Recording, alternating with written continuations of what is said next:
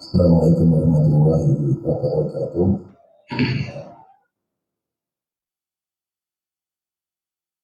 Bismillahirrahmanirrahim.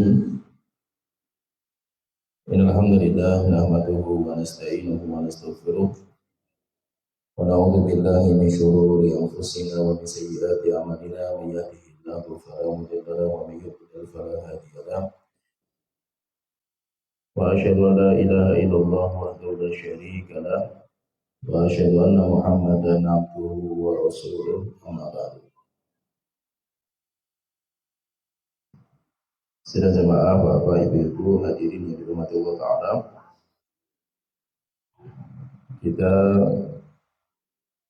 melanjutkan pembahasan sebelumnya.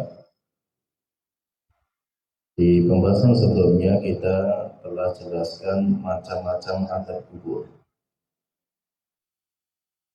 di mana azab kubur bermacam-macam sesuai dengan dosa masing-masing.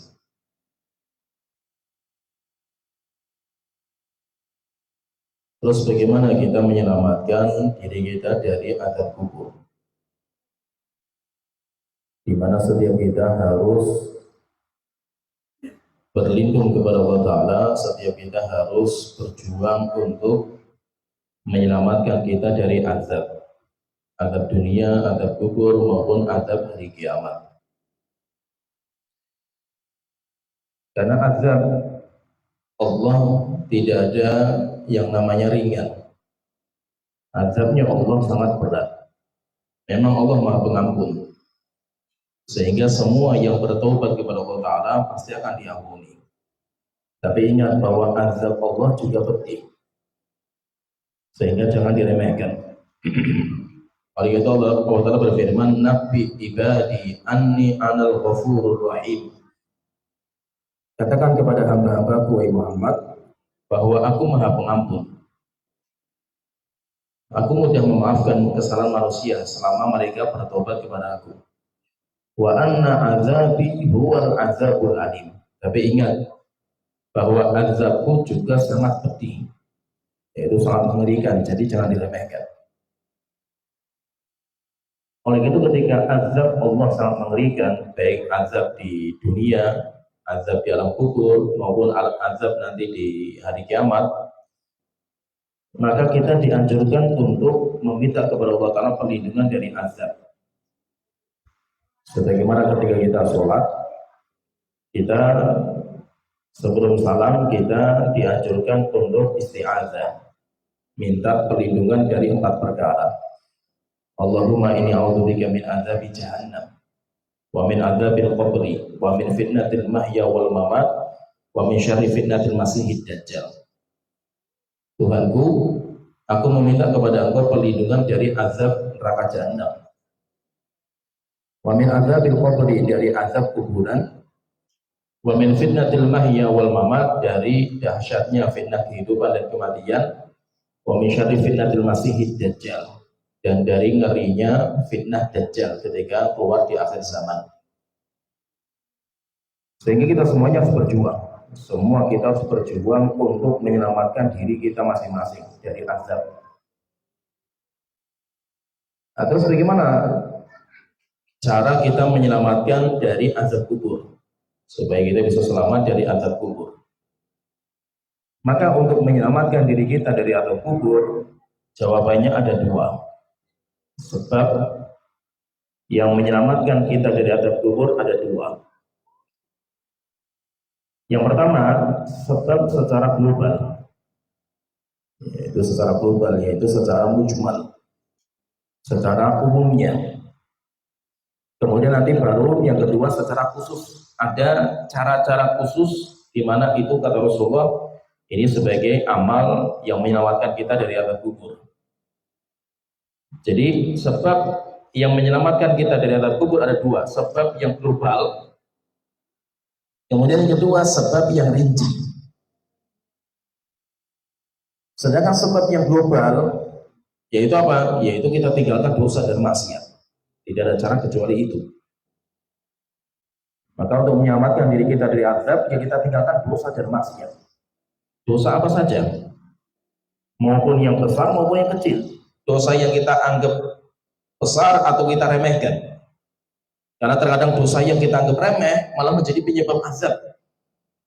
Seperti Rasulullah kasus ketika beliau melewati kuburan dua. Rasulullah turun dari kendaraan karena melihat atau Rasulullah mengetahui keduanya sedang diazab. Sehingga Rasulullah mengatakan innahuma la yu'azzaban. Kedua penghuni kubur ini sedang diazab. Wa ma yu'azzabani fi kabir, dan mereka diazab bukan karena perkara yang besar. Perkara yang kita anggap remeh lah.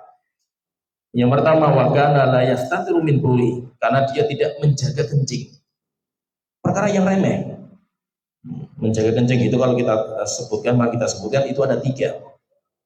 Tidak menjaga aurat dari pandangan orang lain ketika kencing. Yang kedua, tidak cebok yang benar. Yang ketiga, tidak menjaga percikan. Ini nanti semuanya termasuk sebab azab. Walaupun itu kan dianggap remeh. Karena itu kan dianggap biasalah sama orang. Kemudian yang kedua kata Rasulullah, wa kana yamshi bin namimah. Kalau yang kedua dia berjalan dengan namimah, mengadu domba. Jadi dia mengadu domba manusia. Terkadang kami di sini ya, dosa walaupun ringan, selama itu dosa itu bahaya. Terus solusinya apa? Solusinya kita tinggalkan dari dosa dan maksiat. Kita bertobat kepada Allah Ta'ala. Dan dosa kata para ulama, dosa ada dua macam. Dosa ada dua macam. Yang pertama, dosa karena meninggalkan kewajiban. Meninggalkan dosa.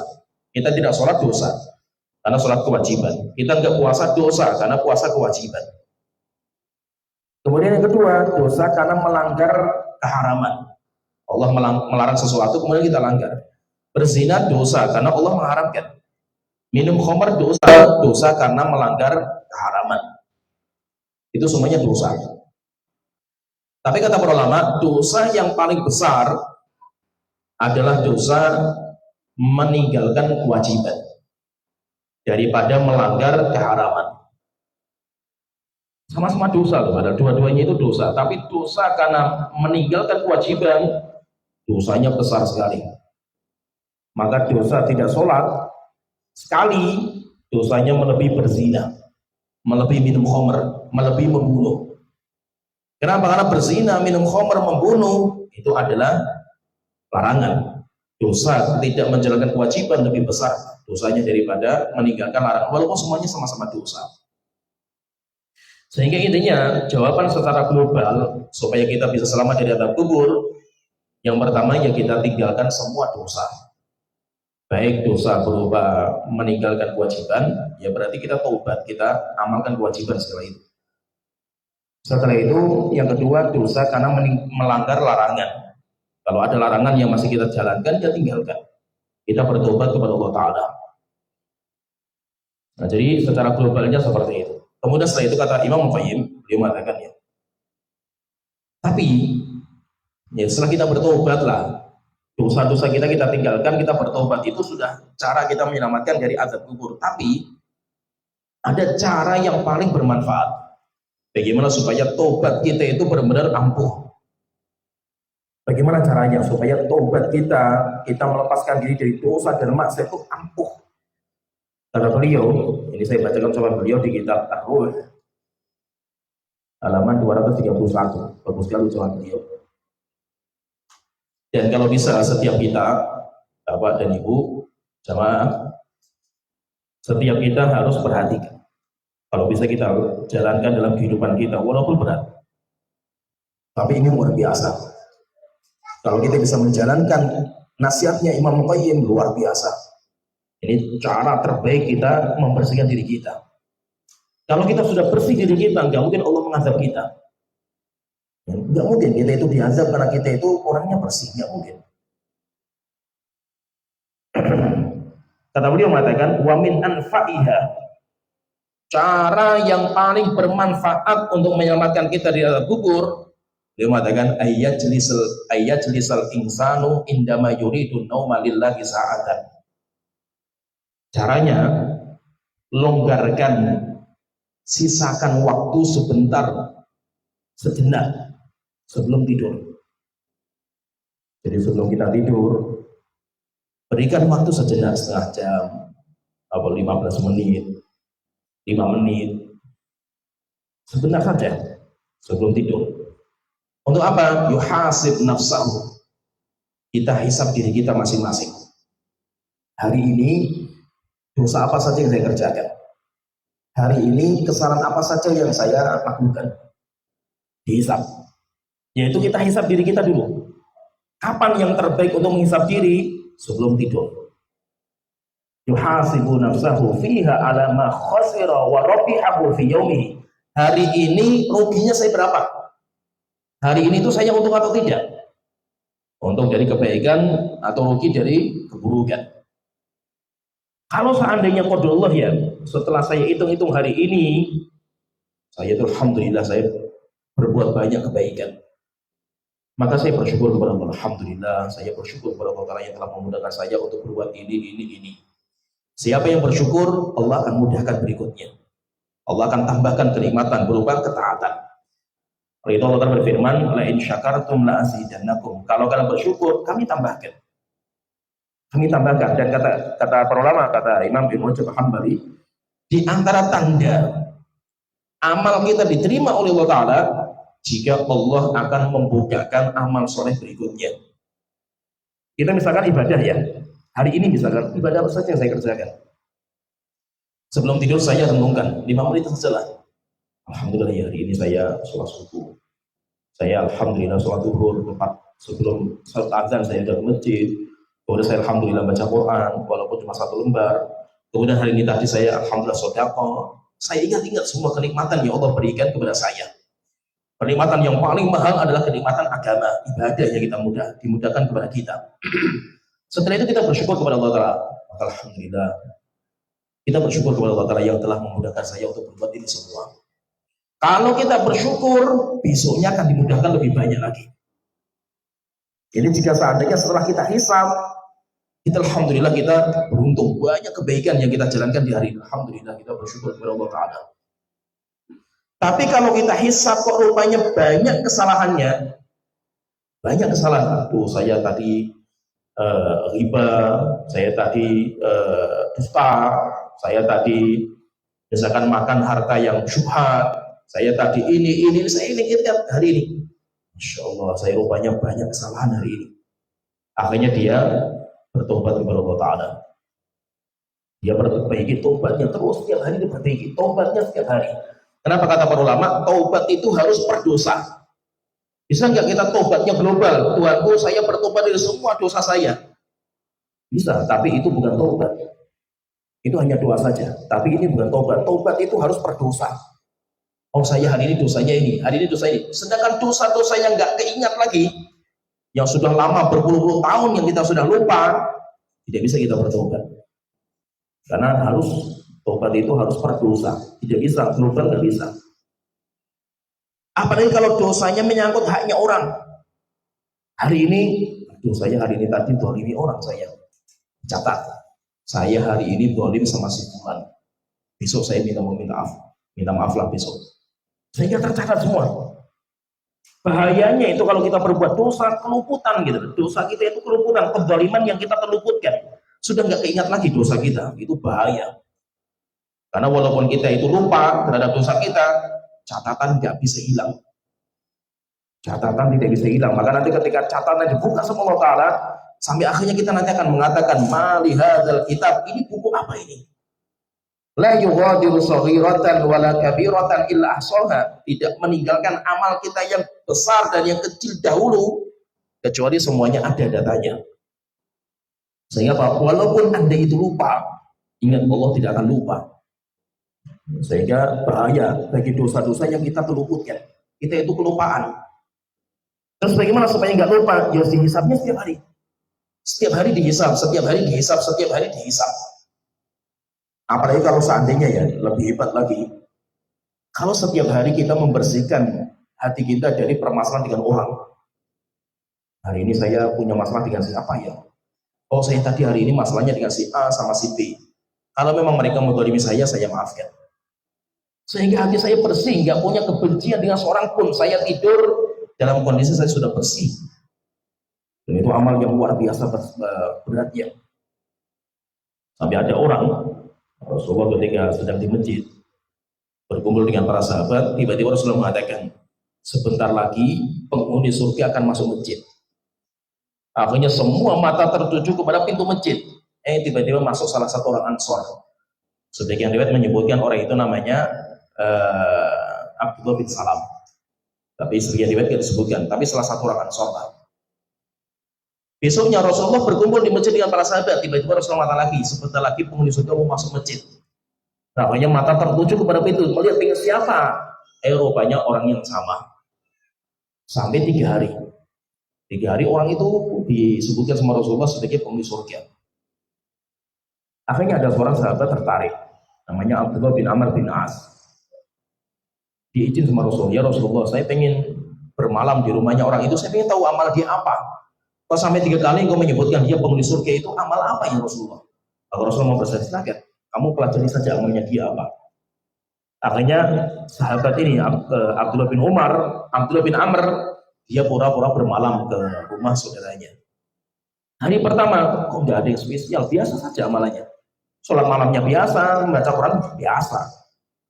Akhirnya dia belum mendapatkan jawaban. Besoknya dia pura-pura bertamu lagi, bermalam lagi.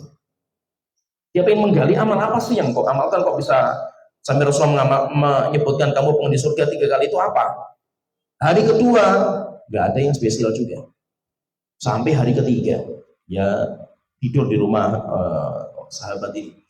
Hari ketiga juga nggak mendapatkan apa-apa. Sampai akhirnya terus terang, wahai sahabatku, saya terpaksa tidur di sini bermalam 3 hari. Saya ingin tahu amal apa sih yang kamu kerjakan. Sampai Rasulullah mengamalkan kamu penghuni surga 3 kali ini apa? Saya ingin tertarik amal apa? Kok selama 3 hari saya saksikan kamu nggak ada yang spesial, biasa. Mungkin yang lain lebih hebat daripada kamu. Akhirnya dia mengatakan memang saya kalau amal-amal yang lain biasa saya, nggak seperti sahabat-sahabat yang lain.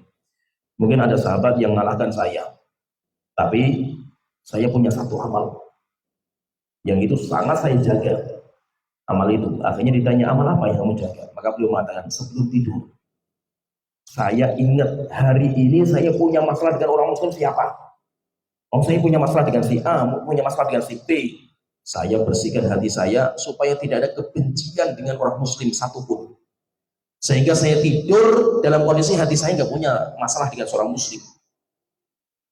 Akhirnya kata yang pertama ini, Masya Allah, ini amal yang luar biasa. Itu intinya kalau bisa, ini kata Imam Qayyim, yang terbaik kalau kita ingin membersihkan diri, bersihkan setiap malam sebelum kita tidur. Sehingga kita cek kita itu hari ini rugi atau bangkrut. Kalau seandainya kita itu untung, alhamdulillah kita bersyukur kepada Allah Ta'ala. Kalau seandainya kita rugi karena banyak kejelekan yang kita kerjakan, ya kita bertobat kepada Allah Ta'ala di malam itu. Setelah itu beliau mengatakan fayanamu ala tilka taubah, sehingga orang itu tidur dalam keadaan bertobat kepada Allah Ta'ala, nggak punya dosa, dia sudah bertobat. Wa yazimu ala alla yu'awida dzamba idza staiqadha, dan dia berniat, saya tidak akan mengulang dosa saya ketika nanti saya besok bangun tidur. Dan ini kerjakan setiap malam. Wa yaf'alu hadza kulla lailatin, kerjakan setiap malam. Fa in mata min lailatihi, jika seandainya qad Allah dia tidur dan mati, meninggal dunia, mata ala taubah, dia meninggal dunia di atas taubah dari dosa, sehingga tidak punya dosa. Wa ini staiqadha, kalau dia harus bangun karena dia masih hidup, besoknya bangun lagi, istaiqadha mustaqbilan lil amal, dia siap membuka lembaran baru lagi, lembaran kebaikan. Masruran bi ta'khiri ajalihi, dia akan gembira ketika diberikan umur, hatta yastaqila rabbah, sampai dia nanti berjumpa dengan Allah Ta'ala, sampai akhirnya ketika dibuka kitabnya, dia mendapatkan banyak kebaikan di bukunya. Dan itu kata beliau, ini yang paling bermanfaat. Yang paling bermanfaat seperti jadi hisab diri kita sebelum kita dihisab oleh Allah Ta'ala. Karena hisab Allah itu berat. Nah itu kata Umar bin Khattab, beliau mengatakan hasibu anfusakum qabla an tuhasabu. Hisablah diri kalian sebelum diri kalian dihisab oleh Allah Ta'ala. Rupanya kita ngisab diri saja nggak bisa terkadang. Kita itu untung atau rugi. Itu saja terkadang kita nggak mampu. Nah, jadi yang pertama kita katakan sebab yang menyelamatkan kita dari azab kubur yang bertanya secara global, yaitu apa? Bertobat, lepaskan diri kita dari dosa dan maksiat, semua kesalahan yang kita kerjakan selesaikan. Jika itu kepada Allah Ta'ala ya kita bertobat kepada Allah Ta'ala, kalau kepada makhluk ya kita segera minta maaf, sehingga tidak ada dosa yang kita bawa ketika kita meninggal dunia. Ini jawaban yang pertama. Yang kedua, sebab penyelamat kita dari azab kubur, tetapi itu mufassal secara rinci. Ada rincian-rincian amal yang itu akan menjaga kita dari azab kubur. Yang pertama, ini amal khusus kali ini, amal khusus. Kalau tadi kan global, yang penting semua taubat, semua kebaikan, semua kita meninggalkan kejelekan, dosa dan maksiat itu akan menjaga kita dari azab kubur. Secara rinci, kalau secara rinci itu yang pertama, dia yaitu amal yang bisa menjaga dari azab kubur. Itu yang pertama ribat. Amal yang bisa menjaga kita dari azab kubur adalah ribat. Ribat itu artinya menjaga perbatasan kaum muslimin dari serangan orang-orang kafir. Itu namanya ribat. Rasulullah SAW beliau bersabda di hadis Muslim dari Salman Al-Farisi radhiyallahu anhu, beliau berkata, Sami'tu Rasulullah sallallahu alaihi wasallam yaqul, saya mendengar Rasulullah bersabda, ribatu yaumin wa lailatin. Ribat itu menjaga perbatasan kaum muslimin dari serangan orang kafir. Ribat sehari semalam khairun min siyami syahrin wa qiyamihi, lebih baik daripada puasa sunnah 1 bulan dan sholat malam selama 1 bulan. Ribat sehari semalam lebih baik daripada puasa dan sholat malam selama sebulan. Wa imata ujri alaihi amaluhu, kalau dia meninggal dunia dalam ribatnya, maka amalnya akan dikembangkan sama Allah Ta'ala. Wa ujri alaihi rizquhu, dan rizkinya akan dipenuhi sama Allah Ta'ala. Pahalanya akan mengalir terus kayak sungai mengalir. Setelah itu yang ketiga, Rasulullah mengatakan wa umina bil fitan, dan dia akan dijaga oleh Allah dari fitnah. Dari fitnah itu maksudnya apa? Dia saja nggak ditanya man rabbuka, itu nggak ditanya dia. Apalagi sampai diazab, enggak. Dia akan dijaga dari fitnah. Jadi fitnah kubur saja dia nggak ditanya. Maka nanti pahami ya, ada orang-orang yang Allah kecualikan dari pertanyaan di kuburan. Yaitu pertanyaan man rabbuka, pertanyaan 2 malaikat. Apakah semua yang meninggal dunia ditanya? Tidak, enggak semua. Ada yang dikecualikan, Nabi nggak ditanya. Demikian juga orang yang riba, orang yang mati syahid nanti nggak ditanya. Berarti ada beberapa orang yang dia nggak ditanya dalam kuburannya. Kenapa? Karena dia sudah jaga sama Allah Ta'ala. Dalam hadis yang lain dari Fadhalah bin Abid dikeluarkan oleh Imam Tirmidzi, dari Rasulullah SAW beliau bersabda, kullu mayyitin yukhtamu ala amalihi. Setiap orang yang meninggal dunia, amalnya terputus, selesai. Illalladzi mata murabitan fi sabilillah, kecuali orang yang mati dalam kondisi ribat, yaitu berjaga-jaga. Kemudian dia meninggal dunia. Fa innahu yumna lahu amalahu ila yaumil qiyamah. Amalnya akan dikembangkan oleh Allah sampai hari kiamat, sehingga pahalanya mengalir terus. Wa ya'manu min fitnatil qabri, dan dia nanti akan aman dari pertanyaan kuburan, yaitu dia akan aman. Jadi ini amal pertama. Jadi amal pertama yang menjadikan orang akan dijaga dari azab kubur. Yang pertama ribat. Nah, termasuk yang ribat itu kalau di kita ya kayak para tentara yang berjaga di perbatasan di Indonesia, apalagi sekarang seperti di Palestina. Orang-orang yang tentara-tentara berjaga, kaum muslimin yang menjaga perbatasan negeri itu mereka ribat. Kayak di Saudi ada. Di Saudi yang sering perang sama orang Syiah Yaman, mereka punya tentara-tentara yang berjaga di perbatasan. Terkadang yang tentara-tentara yang berjaga itu ditembaki sama orang Syiah, makanya banyak yang meninggal. Maka mereka dinamakan dengan riba, berjaga di perbatasan kaum muslimin supaya tidak ada musuh yang masuk. Kemudian yang kedua, amal yang kedua yang menjadikan kita bisa selamat dari azab kubur, yang kedua mati syahid. Yang kedua adalah mati syahid. Dalam sebuah riwayat dikeluarkan Imam Nasa'i di Sahih Syalbani riwayat ini, yaitu dari Rashid bin Sa'ad an rajulin min ashabi Rasulullah SAW, jadi salah seorang sahabat Rasulullah, anna rajulan qala, bercerita ada seorang datang kepada Rasulullah bertanya, ya Rasulullah, ma balul mu'minina yuftanuna fi quburihim illa syahid. Ya Rasulullah, kenapa ya? Dia orang ini bertanya sama Rasulullah, ya Rasulullah, kenapa orang-orang yang mukmin semuanya ditanya dalam kuburan, man robuka dan yang lainnya, illa syahid, kecuali orang yang mati syahid. Ini kenapa orang yang mati syahid itu nggak ditanya ya Rasulullah? Orang yang mati syahid itu nggak ditanya. Maka Rasulullah mengatakan kafa bibari qatis suyuf ala ra'sil fitnah. Cukup. Kalau Rasulullah mengatakan cukup sayatan pedang yang dia rasakan dalam tubuhnya sebagai pengganti pertanyaan. Ya, sebagai pengganti pertanyaan, sehingga orang itu nggak akan ditanya. Kalau ditanya saja tidak, apalagi diazab. Sehingga orang itu tidak akan diazab.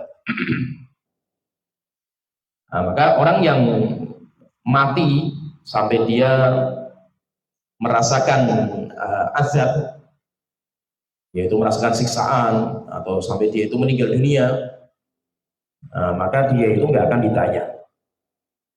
Dia tidak akan ditanya dalam kuburnya. Kalau nggak ditanya dalam kuburnya, ya berarti dia selamat. Dia selamat, maka tidak mungkin dia diazab. Ditanya saja tidak, apalagi diazab.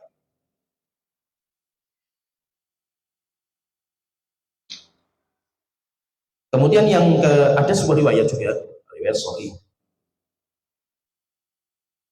dikeluarkan oleh Imam Ibnu Majah, Imam Tirmidzi dan yang lainnya, dan disebutkan Syalbani. Ini hadis yang luar biasa, hadis bagus sekali, yaitu hadis dari Miqdam bin Ma'di Yakrib radhiyallahu anhu. Beliau berkata, Rasulullah SAW beliau bersabda, lisyahidi indallahi sittu khisalin. Orang yang mati syahid, dia akan mendapatkan di sisi Allah 6 keutamaan. Orang yang mati syahid, dia akan mendapatkan dari Allah 6 keutamaan. Yang pertama, keutamaan yang pertama, yughfar lahu fi awwali daf'atin min jamihi. Langsung diampuni dosa-dosanya bersamaan berguguran dengan darah yang bertetesan. Jadi darah yang bertetes, darah yang keluar, langsung diampuni semua dosanya. Dosa-dosanya langsung diampuni. Yang pertama. Yang kedua, wa yura maq'adahu minal jannah. Yang kedua, langsung ditampakkan tempat tinggal di surga. Jadi tempat tinggal di surga dia itu mana? Rumahnya ditampakkan langsung. Kemudian yang ketiga, wa yujaru min adzabil qabri wa ya'manu minal fazail akbar. Yang ketiga, dia akan dijaga dari azab kubur dan dia akan aman ketika nanti dibangkitkan dari kubur, yaitu ketika ditutup sangkakala. Jadi kubur sampai ditutup sangkakala aman.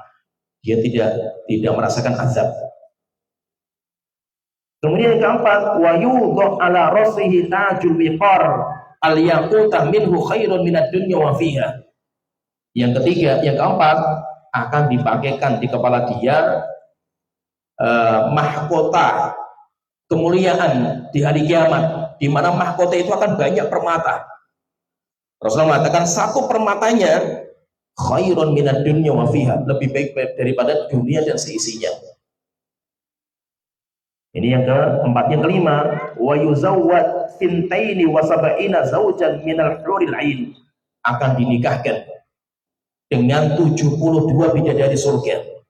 Karena tingkatannya tinggi sekali itu di surga bagi orang syuhada.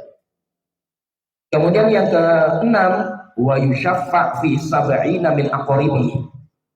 Dia akan diizinkan memberikan syafaat 70 keluarganya. 70 keluarganya ini orang yang mati syahid.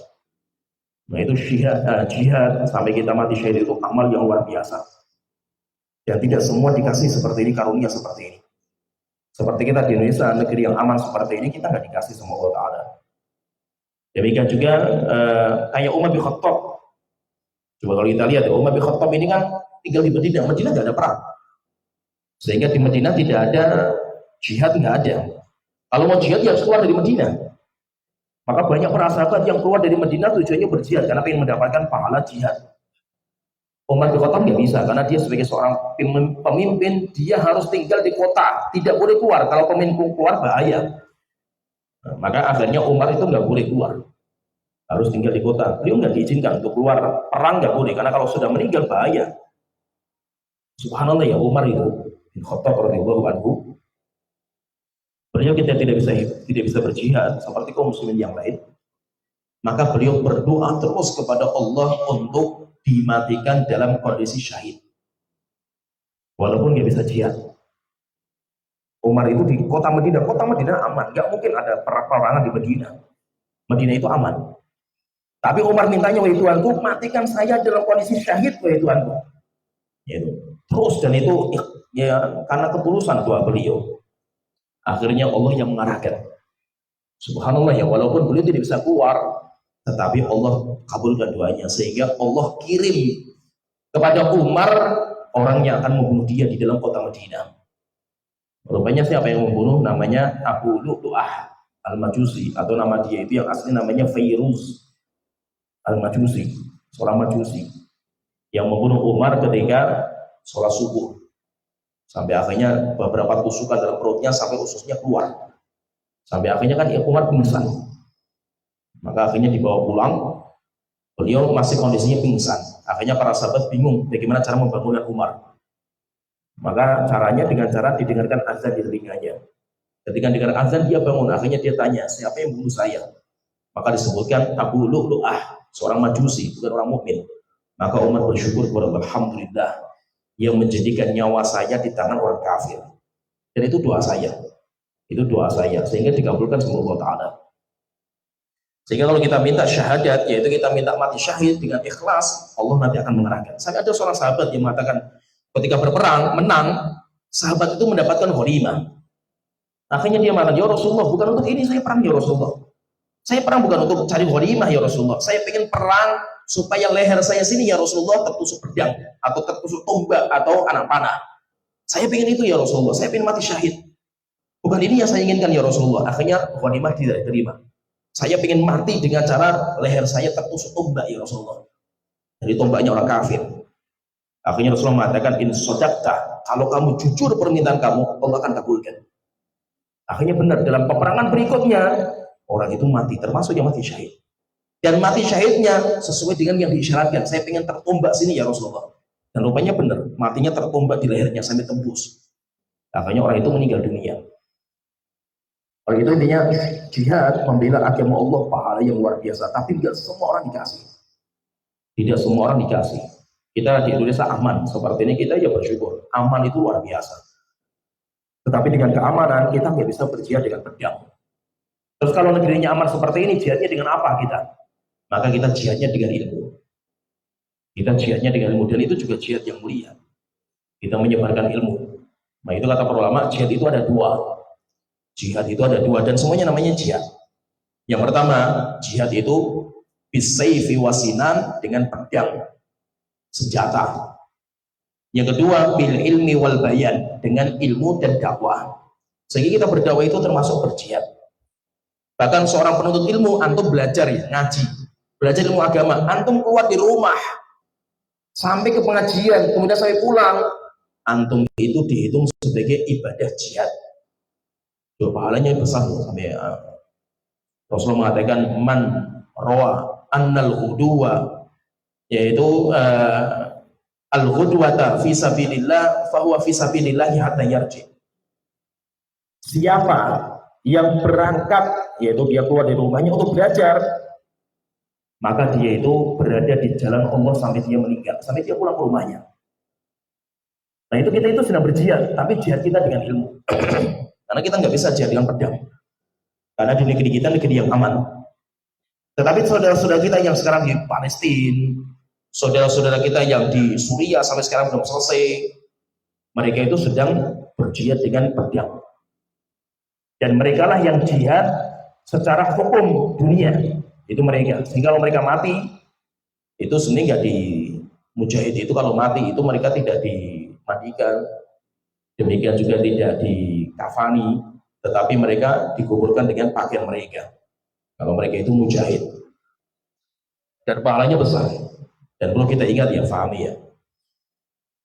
Jangan kita ketika melihat saudara kita di Palestina misalnya, kita tetap kasihan. Tetapi ingat, sebenarnya perlu dikasihin itu kita, bukan mereka. Kenapa? Karena kita ini yang perlu dikasihin. Kenapa? Karena kita dengan kenikmatan seperti ini belum tentu kita itu berhasil. Tetapi saudara-saudara kita yang diuji dengan ujian seperti itu, ketika mereka sabar, luar biasa pahalanya mereka. Wah, saudara-saudara kita yang di Palestina, itu pernah ya cerita, ada seorang sahabat. Intinya gini, ketika perang, ada satu sahabat, intinya gini, ketika perang, bentengnya orang kafir nggak bisa dijebol, terlalu kokoh bentengnya. Sampai akhirnya ada satu orang yang berinisiatif, coba saya dilempar, jadi kayak ketapel, tapi isinya orang. Saya nanti dilempar, sampai saya masuk ke bentengnya mereka, akan saya bukakan nanti. Akhirnya benar, satu orang yang paling pemberani ini, seorang muslim diikat, kemudian dilempar. Ketika sudah masuk ke sana, akhirnya dia berperang sendirian sampai dia berhasil membukakan pintu. Setelah itu ketika terbuka, kaum muslim masuk, akhirnya menang. Nah, ketika melihat satu orang ini, banyak orang-orang prajurit mengatakan ini nggak boleh bagi orang seperti ini. Kenapa? Karena Allah telah mengatakan wala tulqu biaidikum ila tahlukah. Kalian jangan membinasakan diri kalian kepada sesuatu yang bahaya. Apa kata sahabat? Sahabat nggak terima ketika saudaranya yang berjuang itu dijuluki dengan ayat ini. Maka beliau mengatakan, ayat ini diturunkan kepada kita. Kami para sahabat, bukan kepada kalian. Dan kenapa kita ditegur sama Allah dengan ayat ini? Wala tulqu biaidikum ila tahlukah. Kalian jangan menjerumuskan diri kalian kepada kebinasaan. Kebinasaan itu apa? Kebinasaan itu adalah terlalu berfoya-foya dengan dunia. Itu kebinasaan kita. Bukan para sahabat yang berjihad, bukan. Ini ayat diturunkan kepada kita yang tidak berangkat jihad, yang malas untuk berjihad itu turunkan ayat seperti ini. Bukan orang-orang yang mereka memberanikan dirinya untuk maju ke medan pertempuran sampai dia harus mati dalam medan pertempuran, bukan. Itu intinya luar biasa, pahala jihad ini luar biasa. Sehingga kalau kita tidak bisa berjihad dengan pedang, Masya Allah, di kita itu terbuka lebar jihad dengan ilmu, terbuka lebar. Sampai Imam Qayyim rahimahullah ta'ala, beliau menyebutkan di dalam kitab beliau Miftah dari Sa'adah, beliau menyebutkan bahwa terkadang ya jihad dengan ilmu lebih mulia daripada pedang, dan terkadang jihad dengan pedang lebih mulia daripada ilmu, sesuai dengan kondisinya. Terus kondisinya seperti apa kita bedakan? Di tempat di mana terjadi peperangan, maka jihad terbesar dengan pedang, senjata. Dianggap senjata ibadah yang paling mulia. Tetapi di mana tempat itu aman, seperti Indonesia lah aman seperti ini, maka jihad paling besar adalah dengan ilmu, sedangkan ilmu. Bahkan kata beliau, kata Imam Ibnu Qayyim mengatakan, berjihad dengan ilmu, terkadang hukum asalnya itu lebih mulia daripada dengan pedang. Kenapa lebih mulia? Ada 3 alasan, kata beliau. Ada 3 alasan di mana jihad dengan ilmu lebih mulia daripada dengan pedang, hukum asalnya. Kenapa? Yang pertama, jihad dengan ilmu musuhnya banyak. Musuhnya banyak sekali. Musuhnya termasuk diri kita sendiri. Musuhnya siapa saja, itu jadi musuh ilmu kita. Sedangkan jihad dengan pedang, musuhnya cuma satu, yaitu orang-orang kafir harbi yang memerangi kaum muslimin di medan pertempuran. Ini yang pertama. Yang kedua, jihad dengan ilmu waktunya dibutuhkan kapan saja. Kapan saja, per menit, per detik kita butuh ilmu. Sedangkan jihad dengan pedang dibutuhkan ketika terjadi peperangan saja. Yang ketiga, sebabnya jihad dengan ilmu yang bisa menjalankan hanya pewaris para nabi, para ulama, para penuntut ilmu. Orang awam nggak bisa jihad dengan ilmu. Sedangkan jihad dengan pedang, semua orang bisa menjalankan. Hatta orang baru bertobat pun bisa berangkat. Hatta orang pelaku dosa dan maksiat bisa berangkat. Tetapi kalau jihad dengan ilmu nggak bisa, kecuali hanya orang-orang pewaris para nabi dan rasul. Nah, intinya jihad itu ibadah yang mulia, ibadah yang sangat mulia. Maka itu saudara-saudara kita yang di Palestina, mereka sedang diuji dengan ujian seperti itu, dan mereka berada pada amal yang luar biasa. Amal yang luar biasa. Terus bagaimana dengan kita? Kita orang Indonesia, bagaimana sikap kita dengan saudara-saudara kita di Palestina? Yang terbaik yang bisa kita amalkan adalah doa. Itu yang terbaik, guys. Dan saya katakan ya, fahami dalam kondisi seperti ini, tahan mulut kita.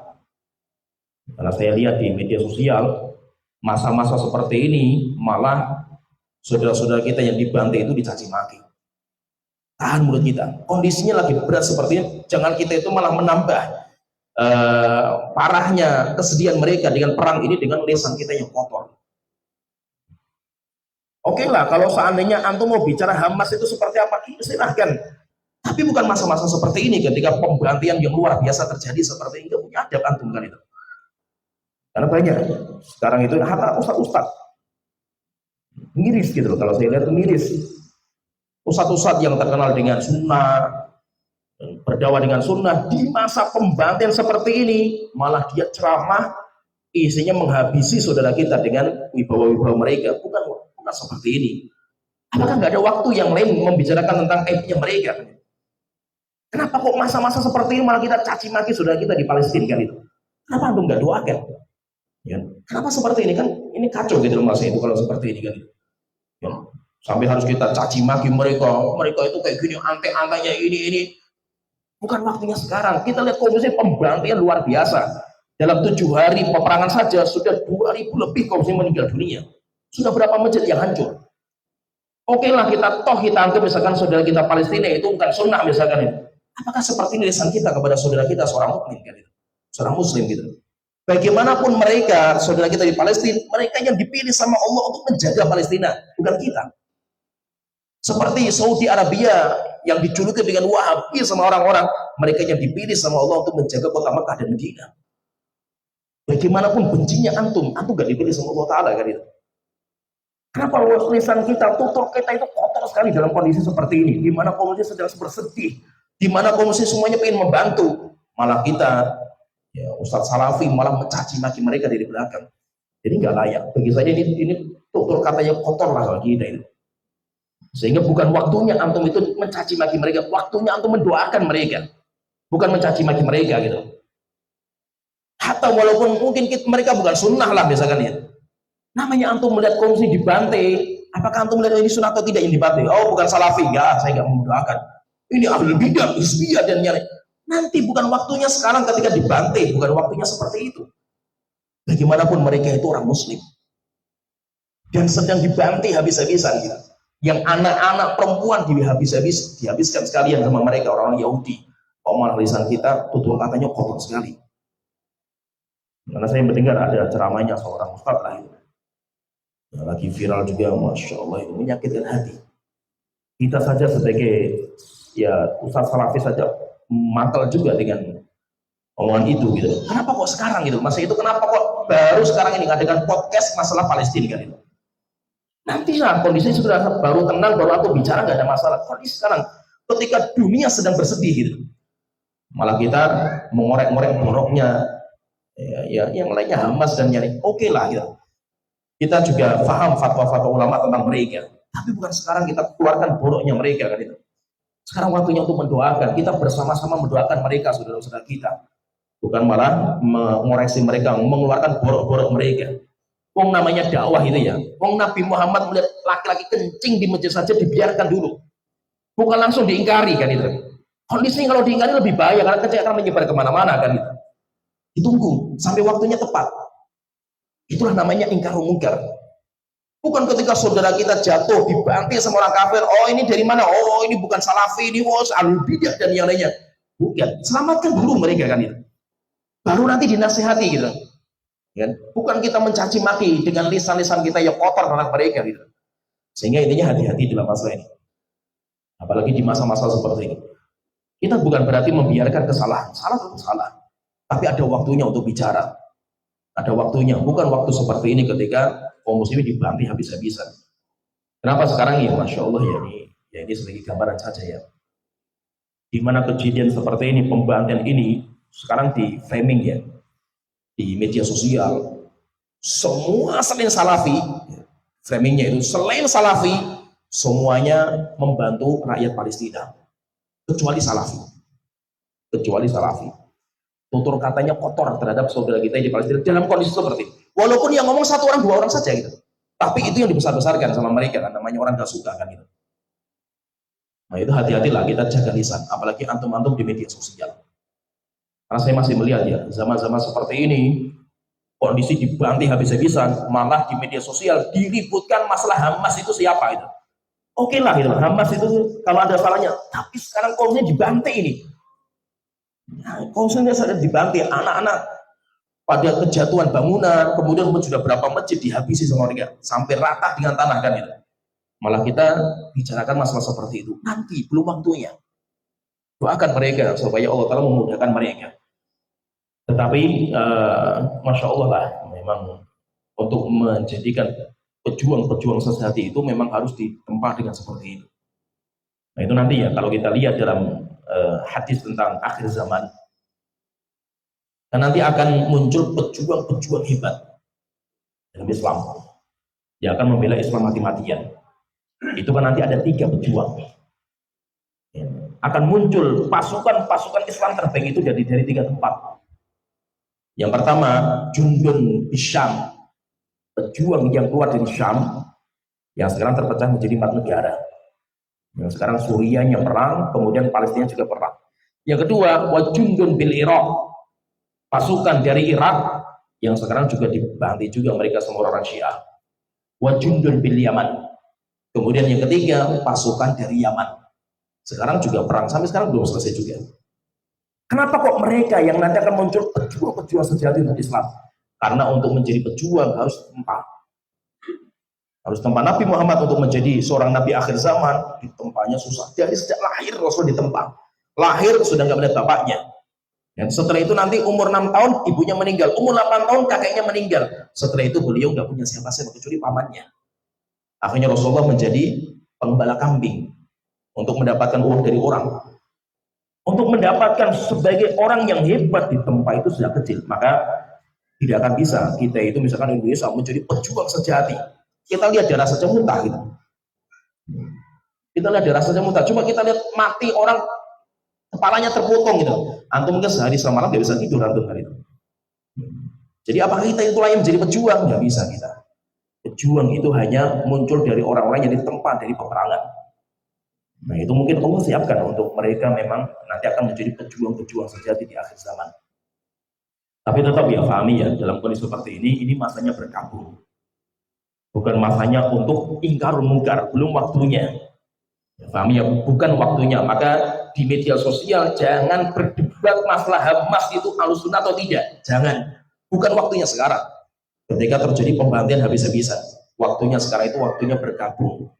Kita mendoakan bersama-sama supaya mereka diselamatkan sama Allah Ta'ala. Itu saja. Jadi jagalah lisan kita, jangan malah membuat cerita sunnah itu menjadi jelek. Karena ngeri loh kalau saya ada seorang ustadz lah itu, Masya Allah, omongannya kotornya, Masya Allah itu sedih. Apalagi dia ya bagaimanapun ustadz sunnah, isi kajian di sunnah juga, sedih gitu. Itu dalam kondisi apa? Kondisi seperti ini, kondisi dibanting habis-habisan. Nah, jadi intinya di antara amal yang akan menyelamatkan diri kita dari azab kubur itu adalah jihad. Kemudian yang ketiga, amal yang akan menyelamatkan kita juga dari azab kubur, ini amal khusus ya. Kalau tadi kan yang pertama itu kan amal secara global, ini amal khusus. Yang ketiga, membaca surat Tabarok. Itu membaca surat Tabarok.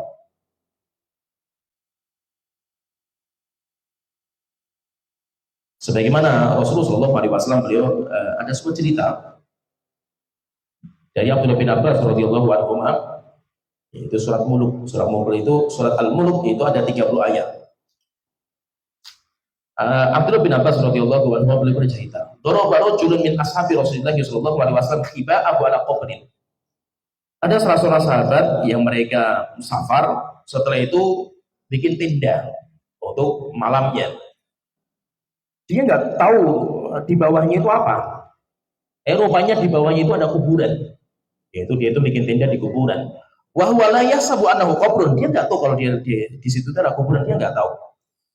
Maka ketika dia tidur, fa idza insanun yaqra'u suratal mulki hatta khatamaha. Dia itu mendengar di bawah tanah itu ada orang yang baca surat Al-Mulk sampai menyelesaikan 30 ayat. Nah, ini bingung dia, ini suara dari mana ini orang membaca surat Al-Mulk ini. Akhirnya ketika pagi hari, rupanya ada kuburan di situ. Akhirnya orang itu fa'atan Nabi Sallallahu Alaihi Wasallam, orang itu datang kepada Rasulullah SAW, kemudian mengatakan, ya Rasulullah, darabtu khibai ala qabrin. Ya Rasulullah, saya bikin tenda malam hari di atas kuburan. Wa ana la ahsabu annahu qabrun. Saya enggak tahu kalau di sana ada kuburan, ya Rasulullah. Fa idza qabru insanin yaqra'u suratal mulk hatta khatamaha. Saya dapatkan ya Rasulullah, kuburan itu setiap malam baca surat Al-Mulk sampai selesai. Faqala Nabi sallallahu alaihi wasallam, maka Rasulullah mengatakan, "Iyal mani'atul munjiyatu tunjihi min adzabil qabri." Surat Al-Mulk adalah surat Al-Mani'ah, penghalang. Al-Munjiyah, penyelamat seseorang dari azab kubur. Yaitu dia akan menjaga orang itu dari azab kubur. Di riwayat yang lain Rasulullah mengatakan, "Man qara'aha fi lailatin." Siapa yang baca surat Al-Mulk di malam hari sampai selesai, faqad akhara wa atiyab, maka itu sudah cukup. Yaitu kebaikan yang sudah mencukupi dia baca surat Al-Mulk di malam hari.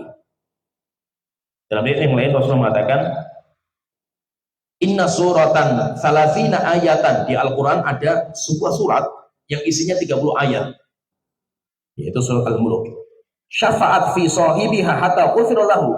Ayat ini yang dibaca, surat yang dibaca ini akan terus memberikan syafaat kepada pembacanya sampai hamba itu diampuni oleh Allah Ta'ala dosanya. Yaitu membaca surat Al-Mulk. Dan membaca surat Al-Mulk itu kalau bisa setiap malam, yaitu malam hari. Kalau tidak bisa malam hari ya kapan saja. Kalau bisa dirutinkan membaca surat Al-Mulk. Kemudian yang keempat, amal yang keempat yang bisa menjaga kita dari azab kubur, orang yang mati dalam kondisi sakit. Tetapi nanti ada riwayat yang jelas tegas yang dimaksud dengan sakit perutnya, yaitu sakit di perutnya. Nah, termasuk sakit perut itu termasuk wanita yang melahirkan. Termasuk wanita yang melahirkan, kan orang yang mati karena sakit perut itu termasuk syahid. Dikeluarkan oleh Imam Ibnu Majah dari Abu Hurairah radhiyallahu anhu, Rasulullah SAW beliau bersabda, "Man mata maridun mata syahidan." Siapa yang mati dalam kondisi sakit, maka dia mati dalam kondisi syahid. Wa wuqiya fitnatal qabri, dia akan dijaga dari azab kubur, dari fitnah kubur. Wa ghudhiya wariha alaihi birizqin minal jannah, dia akan disuapi, akan diberikan makanan, dan dia akan merasakan aroma segar dari surga. Yaitu orang yang mati dalam kondisi sakit. Tetapi yang dimaksud dengan sakit itu adalah sakit perut. Itu ada khusus nanti, ada riwayat. Jadi ada seorang tabi'in, dia Abdullah bin Yasar, dia mengatakan, "Kuntu jalisan ma'asa Sulaiman bin Surat wa Khalid bin Ghurfatah." Aku pernah duduk bersama Sulaiman bin Surat, seorang sahabat. Demikian juga Khalid bin Ghurfatah. Ketika kami sedang duduk, fadzakaru anna rajulan mata bi batnihi. Tiba-tiba datang kabar kepada kita, ada seseorang yang mati karena sakit perut. Fa idza huma yashtahiyani ayyakuna syahida janazatahu. Maka mereka berdua ingin sekali menghadiri jenazahnya. Faqala ahaduhuma lil akhar, maka salah satu di antara keduanya mengatakan kepada yang lain, yaitu sama-sama sahabat. Alam aqul Rasulullah, bukankah Rasul sudah bersabda, "Man yaqtuluhu batnuhu lam yu'azzab fi qabrihi." Siapa yang mati dibunuh oleh perutnya, maka dia tidak akan diazab di kuburannya. Yaitu maksudnya dia itu akan selamat. Dia karena termasuk mati syahid. Jadi mati syahid itu nanti termasuk orang yang mati karena sakit perut. Sakit perut itu banyak. Yang penting memang dia itu meninggalnya karena perutnya. Nah, termasuk juga wanita. Nah, itu kenapa sering dikatakan orang yang melahirkan seperti orang yang sedang berjihad. Jihadnya wanita itu seperti itu. Kenapa? Karena kalau seandainya dia meninggal karena perutnya. Tapi tidak ada hadis khusus ya, pahami ya. Tidak ada hadis khusus tentang melahirkan. Keutamaan wanita melahirkan itu kayak berjihad, ya. Tetapi kita mendapatkan riwayatnya seperti itu, yaitu orang yang mati karena sakit perutnya, dia itu mati syahid. Yang kita dapatkan itu. Tapi kalau khusus wanita yang melahirkan, ini kita nggak mendapatkan. Saya belum mendapatkan riwayat masalah itu. Kemudian yang berikutnya yang bisa menjaga kita dari azab kubur, yang berikutnya adalah mati di hari Jumat atau mati di malam Jumat. Sebagaimana dalam hadis Tirmidzi dari Abdullah bin Amr, beliau berkata Rasulullah SAW beliau bersabda, "Ma min muslimin yamutu yaumal Jum'ah." Tidak ada seorang muslim. Kami di sini kaitkan dengan hari muslim dia. Sehingga tidak semua orang mati dari Jumat itu sebagai bentuk kemuliaan, tidak. Ada karakternya. Ma min muslimin, tidak ada orang muslim. Kalau disebutkan muslim, berarti muslim yang sejati. Bukan muslim KTP, abal-abal, bukan. Ma min muslimin, tidak ada seorang muslim yamutu yaumal Jum'ah, meninggal di hari Jumat, au lailatal Jum'ah, atau malam Jumat. Illa waqahullahu fitnatal qabri, kecuali Allah akan jaga dia dari fitnah kubur. Ini dikeluarkan imam-imam Tirmidzi. Kemudian kalau Imam Abu Nuaim, beliau juga meriwayatkan sebuah riwayat, man mata lailatal Jum'ah au yaumal Jum'ah ujira min adzabil qabri. Siapa yang mati di hari Jumat atau malam Jumat akan dijaga dari azab kubur. Wajah yaumal qiyamati wa alaihi taba'u syuhada. Dan nanti datang di hari kiamat dia memakai stempel kenabian, stempel syuhada, orang yang mati syahid. Nah, jadi intinya ini beberapa amal, jadi amal-amal yang akan menyelamatkan seseorang dari azab kubur. Yang terbaik juga, semua amal-amal yang menyebabkan azab yang dulu pernah kita sebutkan, yaitu kita tinggalkan. Seperti riba, seperti bikin berita hoax, seperti juga misalkan orang hafal Quran tapi tidak mengamalkan isinya, dan yang lainnya lah itu, seperti orang berzina, kan telah kita sebutkan azab-azab, seperti orang tidak puasa Ramadan, atau seorang wanita yang dia punya anak tapi tidak memberikan ASI kepada anak itu, dan yang lainnya banyak, atau hibah. Jadi amal-amal yang Rasul menyebutkan dulu yang kita sebutkan ini akan diazab seperti ini, orang yang sepertinya akan diazab seperti ini, ya caranya kita tinggalkan amal-amal itu, kita tinggalkan sehingga kita bisa selamat. Sebenarnya ada riwayat panjang yang menjelaskan tentang amal-amal apa yang bisa menyelamatkan dari azab kubur. Detail, Rasul menyebutkan secara detail. Riwayatnya Imam Qayyim menyebutkan di kitab Ar-Ruh beliau. Syekhul Islam juga menyebutkan bahwa ini hadisnya bagus, tetapi sanadnya lemah sekali. Sanadnya lemah sekali. Kalau sahih luar biasa hadis ini. Hadisnya luar biasa. Yaitu tapi hadisnya sanadnya lemah. Yaitu Rasulullah mengatakan intinya kayak mimpi, kayak dulu disebutkan. Kalau dulu kan mimpinya kan Rasul melihat azab. Kalau ini Rasulullah mimpi melihat orang yang diselamatkan dari azab. Rasulullah mengatakan inni ra'aitul barihata ajaban. Tadi malam saya bermimpi-mimpi yang aneh.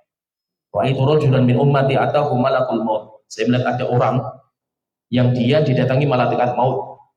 Liyaqbida ruhahu, untuk mencabut nyawanya. Faja'ahu birruhu biwalidayhi, maka datang bakti kepada orang tua yang menjaga, sehingga tidak jadi mencabut. Sampai kapan? Sampai waktunya tepat. Setelah itu Rasulullah mengatakan, wa ra'aitu rajulan min ummati qad usita alaihi adzabul qabri. Saya juga melihat ada orang dari umatku yang sudah disiapkan azab. Faja'ahu wudu'uhu, datang wudunya untuk menyelamatkan dia. Fastanqadhahu min dzalika, akhirnya air wudunya menjaga dia dari azab kubur. Dan yang lainnya panjang, nanti panjang sekali hadisnya itu. Mimpinya Rasulullah, cuma sanadnya lemah. Sanadnya lemah. Tetapi Imam Qayyim ketika menyebutkan riwayat ini, setelah itu beliau menyebutkan kata Syekhul Islam. Sami itu Syekhul Islam yu'adzimu amru hadzal hadis. Syekhul Islam sangat memuliakan hadis ini. Wa qala usulu sunnah tasyhadu lahu, yaitu pondasi sunnah menyaksikan kebaikan hadis ini. Wa huwa min ahsanil ahadits, dari itu adalah hadis yang baik. Cuma kalau secara riwayat hadisnya lemah, sehingga tidak kita bahas di pertemuan kita kali ini. Intinya supaya kita bisa selamat kita dari azab kubur, Intinya kita bersihkan diri kita dari dosa dan maksiat. Dan perlu kita ingat ya, pahami ini terakhir, pahami bahwa kita nggak pernah tahu sampai kapan kita masih diberikan kesempatan. Kita yakin 100% nggak ada keraguan bahwa kita banyak dosa. Kita itu banyak dosa dan kita masih ragu sampai kapan kita masih hidup. Jadi kita kan punya banyak dosa.